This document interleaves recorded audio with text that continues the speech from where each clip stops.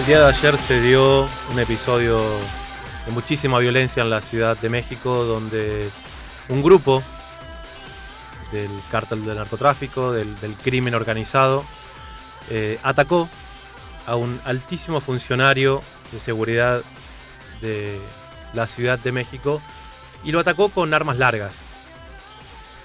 Perforaron el blindaje de su vehículo y 2 de sus escoltas murieron en ese momento. Estas son cosas que México desde hace un tiempo lamentablemente nos tiene acostumbrados por el contexto de violencia que se da en esto de ser geográficamente el país limítrofe al país que es el mayor consumidor de drogas en el planeta, que son los Estados Unidos. Y la coyuntura regional de los Estados Unidos mexicanos hace que el tráfico, no solamente de lo que se produzca en México, sino también de diferentes lugares del mundo, pasen por territorio mexicano para intentar llegar a los Estados Unidos. Pero lo que se dio ayer realmente no tiene precedentes, porque se dio en una zona de la Ciudad de México donde hay muchísimas cámaras de vigilancia, donde es una zona realmente muy cerrada, es una zona, podríamos decir, prácticamente de la aristocracia, donde hay varias embajadas, si se quiere, como parecido al barrio de La Recoleta, en la ciudad de Buenos Aires. Por eso se interpreta de alguna manera que esto pueda llegar a haber sido incluso un mensaje muy fuerte para el presidente Andrés Manuel López Obrador. Escuchamos un pequeño informe. Atentados sin precedentes en la capital mexicana. El secretario de Seguridad Pública de la Ciudad de México, Omar García Harfuch, resultó herido la mañana del viernes tras sufrir un ataque armado. El jefe de Seguridad Pública está herido, pero sí hay fallecidos en este atentado. Todo esto, pues, tiene que ver, sin duda, con el trabajo que se está llevando a cabo para garantizar la paz y la tranquilidad. La alcaldesa de la capital, Claudia Sheinbaum, informó que el funcionario se encuentra fuera de peligro y es atendido en un hospital mientras las autoridades investigan el incidente por el que ya hay detenidos. El ataque ocurrió cerca de las 6:30 horas locales en Lomas de Chapultepec, una de las zonas más exclusivas de la ciudad. Al momento se reportan al menos 3 fallecidos, 2 escoltas de seguridad y una mujer que pasaba en el momento del tiroteo. Poco después, el propio secretario dio a conocer a través de Twitter que había recibido 3 impactos de bala y varias esquirlas. Además, señaló como responsables del atentado al cártel Jalisco Nueva Generación. En la zona metropolitana del Valle de México, conformada por Ciudad de México y su vasta zona conurbada, operan unos 6 grupos del crimen organizado según las autoridades. Pese a la creciente violencia criminal que golpea a México desde hace más de una década, la capital mantenía relativa calma con respecto a otras zonas del país, donde el crimen organizado tiene mayor influencia y actúa con mayor impunidad.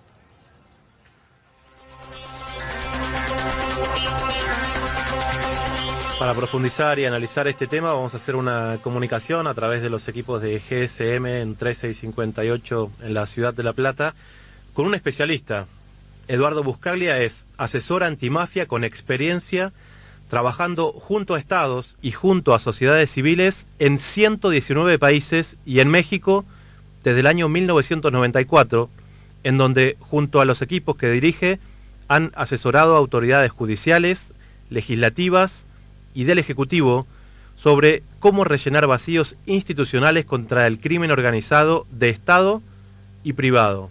Buscaglia es también asesor senior de la Universidad de Columbia en Nueva York y de la Universidad degli Studi en Torino, Italia.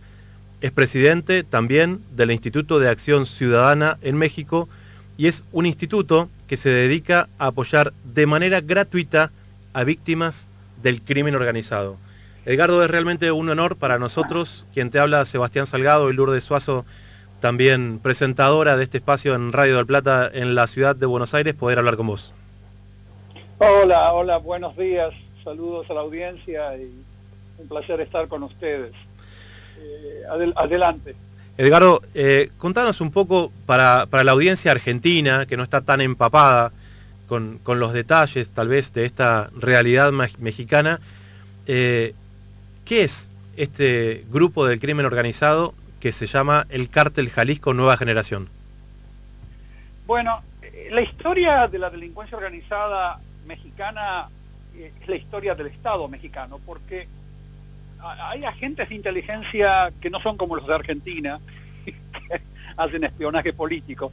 Los agentes de inteligencia a los cuales me refiero son analistas de inteligencia que después cuando a los 30, 40 años se fueron y comenzaron a realizar trabajos académicos que documentan en libros cómo el Estado mexicano desde su nacimiento, después de la Revolución, se constituyó en un Estado que además tenía adjunta una delincuencia organizada de Estado.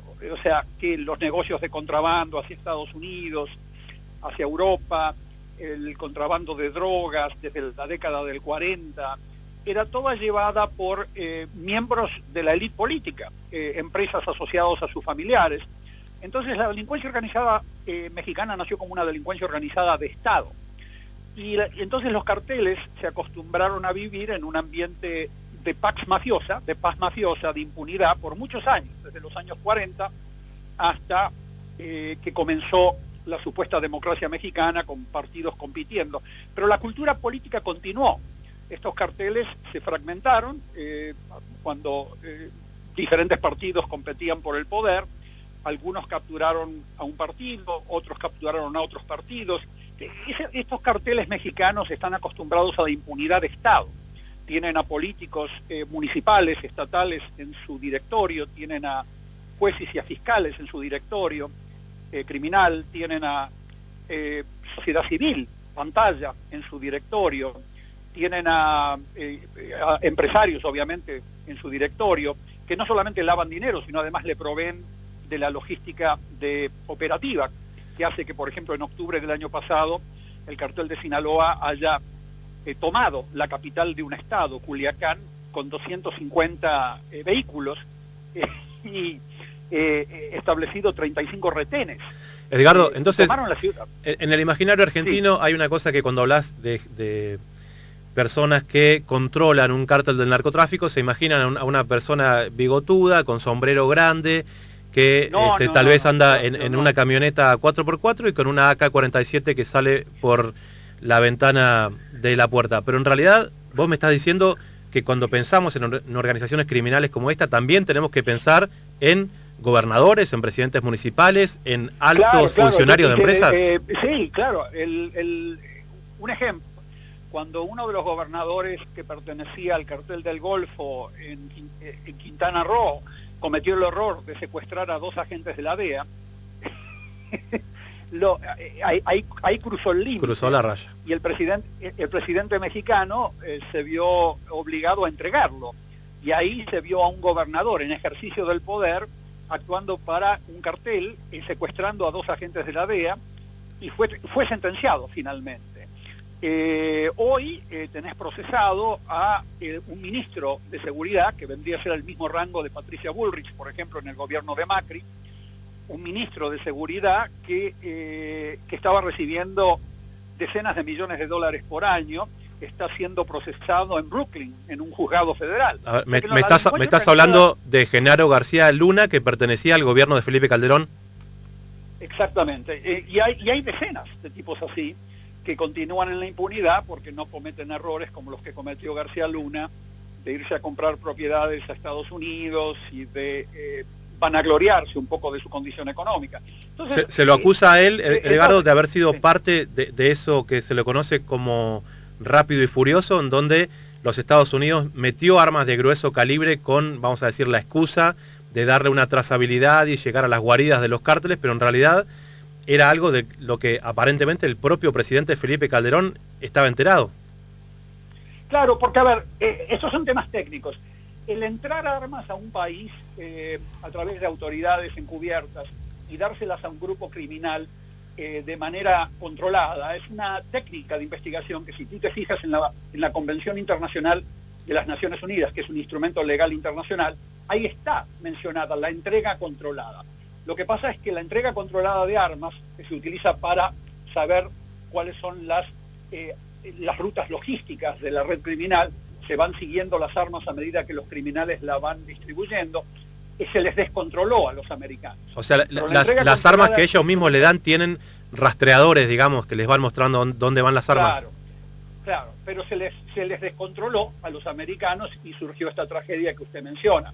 Pero no es ilegal la técnica de investigación de entrega controlada. Pero volviendo a los temas que usted me preguntó, el cartel de Jalisco Nueva Generación es un nieto del cartel de Sinaloa, o sea, emanó un poco del cartel de Sinaloa, que es el cartel tradicional mexicano, que tiene presencia en 72 países del mundo, incluyendo en la Argentina, que yo lo denuncié en el año 2008 a través de una revista argentina y de la revista Proceso mexicana, que tienen bases en Argentina, y que esta red criminal Sinaloa, un poco de ahí salieron varios grupos criminales, y el cartel de Jalisco Nueva Generación, que fue el que cometió este atentado ayer, pertenece a esa tradición de tener a jueces, a políticos, a empresarios, a sociedad civil en su directorio, ¿no?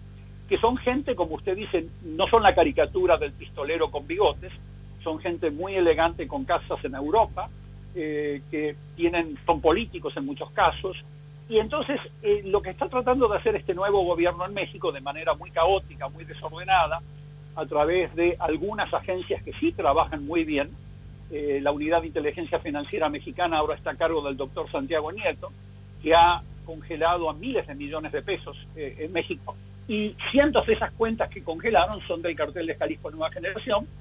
Bajo presión norteamericana, el gobierno mexicano capturó y extraditó al hijo del jefe del cartel de Jalisco Nueva Generación. El hijo del Mencho. El Mencho, sí.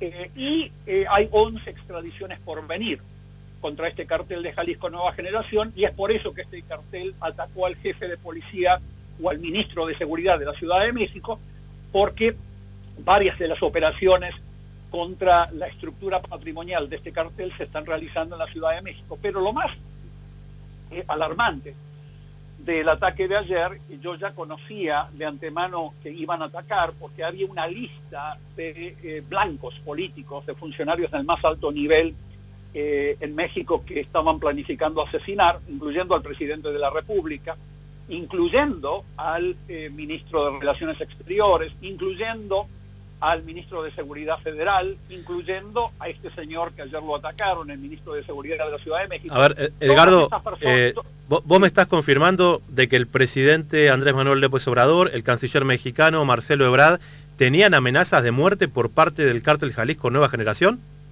Así es, hay grabaciones realizadas por los servicios de inteligencia norteamericanos y mexicanos que fueron escuchadas por los funcionarios mexicanos en el gabinete de seguridad, que confirman esta lista que te estoy dando como primicia, y ahí estaba incluido el presidente mismo. Entonces este grupo criminal, al ver que este gobierno estaba reaccionando e intentando desmantelarlo, actuó como actuaba Pablo Escobar en la década del 90.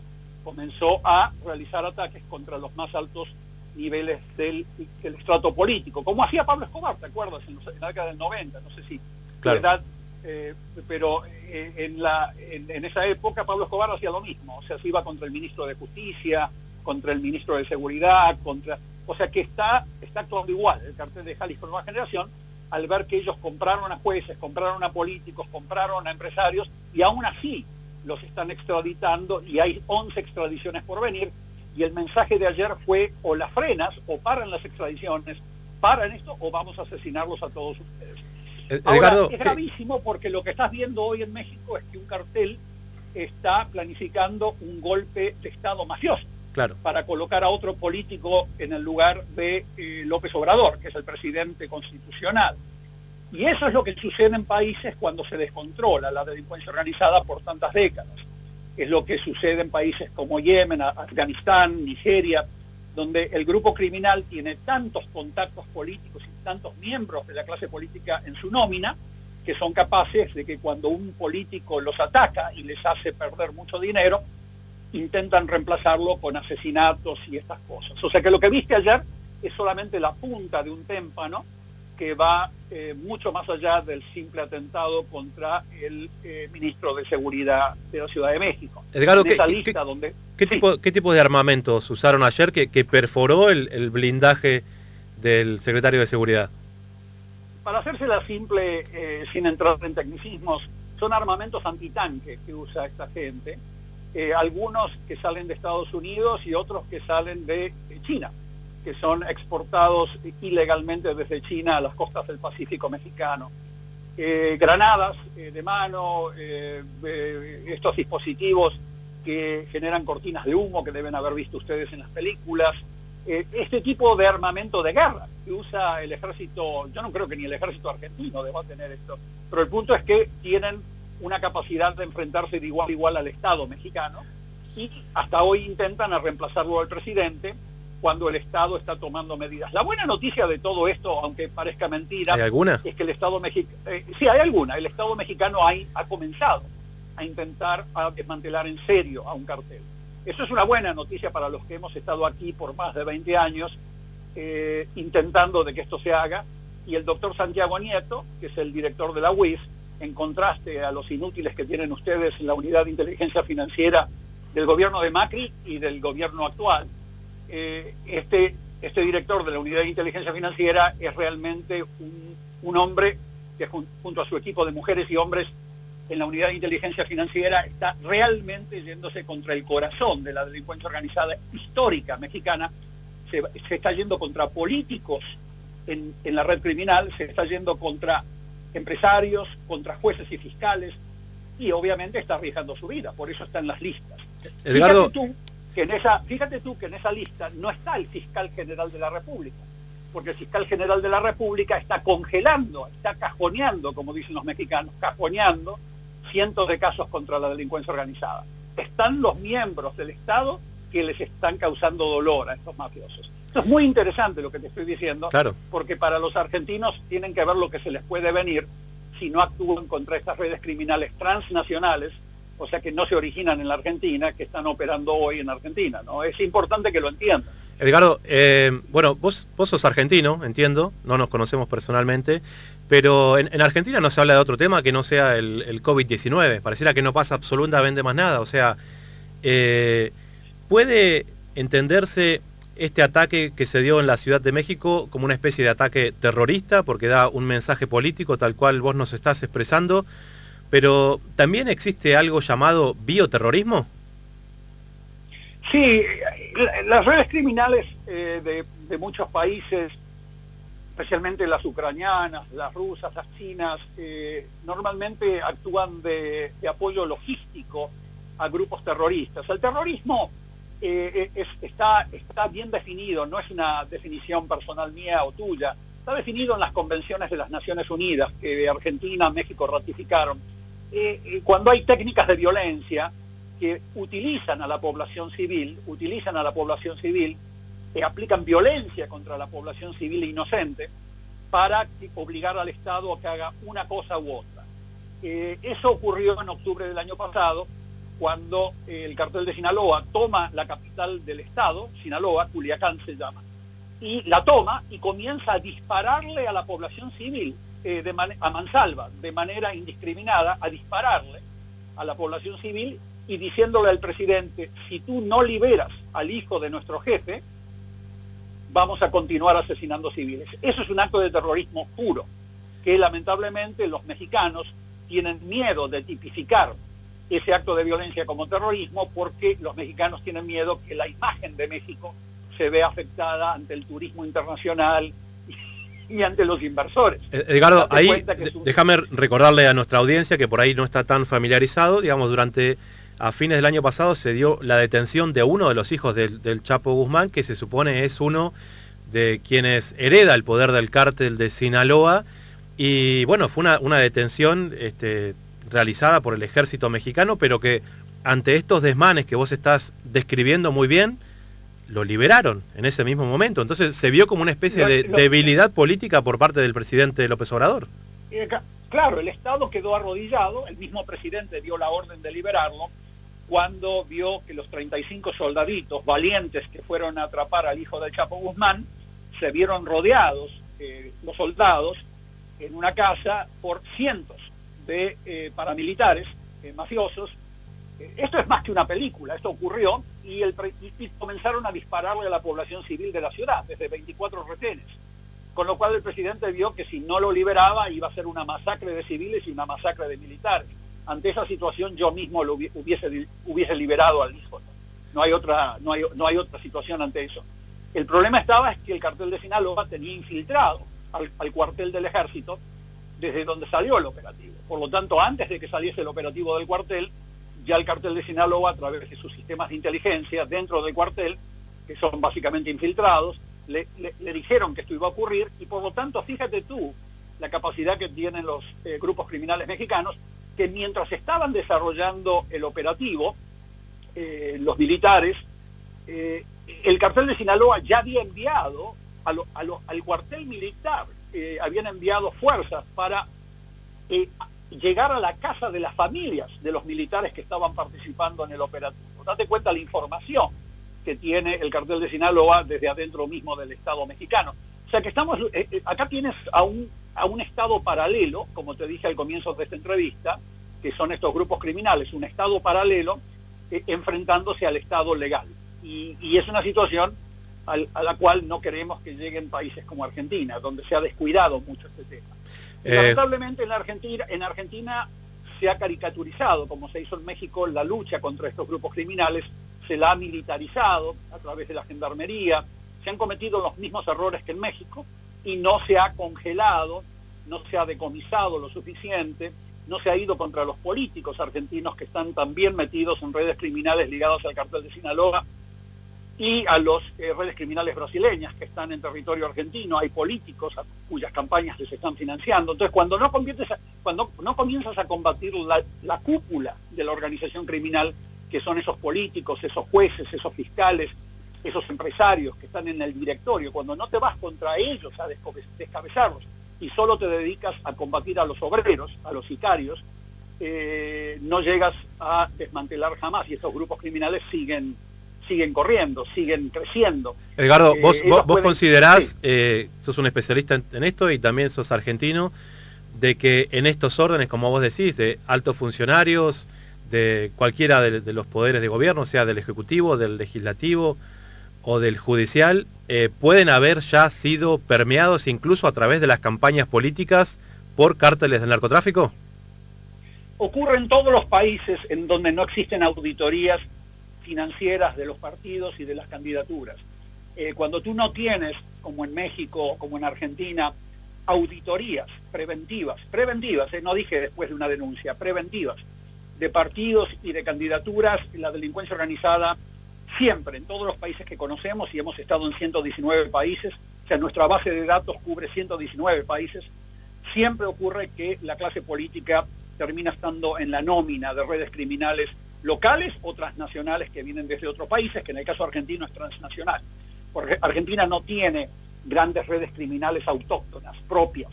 Hay monitos, contrabando desde Rosario desde la década del 20 que han escrito libros, pero no hay redes criminales transnacionales. A ver, la delincuencia organizada transnacional, lo que llaman la mafia los italianos, es una organización criminal que incluye siempre, por definición, a políticos, jueces, fiscales, policías, empresarios, pantallas de sociedad civil y sicarios, que son los que salen en la película Los bigotes y la pistola.